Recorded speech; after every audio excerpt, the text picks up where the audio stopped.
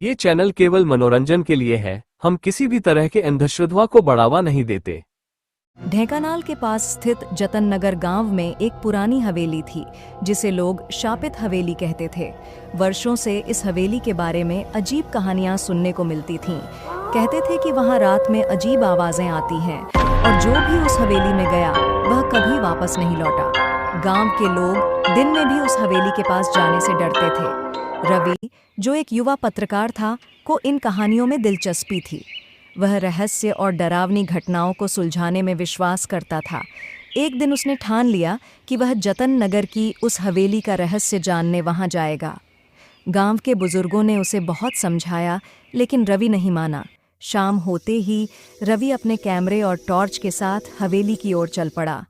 हवेली दूर से ही खंडहर जैसी लगती थी। उसकी टूटी फूटी दीवारें और उखड़े हुए दरवाजे देखने में डरावने थे।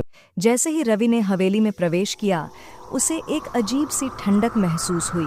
हवेली के अंदर की दीवारों पर धूल जमी हुई थी और फर्श पर जगह जगह मकड़ी के जाले थे। रवि ने अपनी टॉर्च जलाकर चारों ओर देखा। हवेली के अंदर का माहौल बेहद भारी और असहज था। उसे ऐसा महसूस हुआ जैसे कोई उसे देख रहा हो।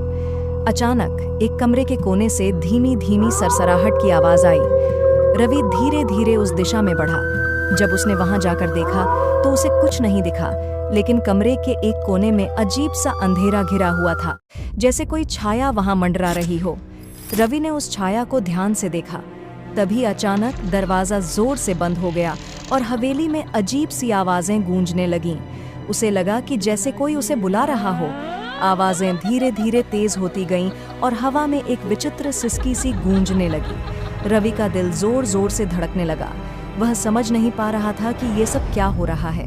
तभी उसे लगा कि उसके पीछे कोई खड़ा है। जब उसने मुड़कर देखा तो उसके सामने एक पुरानी साड़ी में लिपटी हुई एक महिला की आत्मा खड़ी थी। उसका चेहरा झुका हुआ था और उसकी आंखें जलती हुई लाल थीं।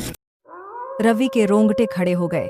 उसने भागने की कोशिश की, लेकिन उसके पैर जैसे जम से गए थे। तुम यहाँ क्यों आए हो? आत्मा की ठंडी आवाज हवेली में गूंजी।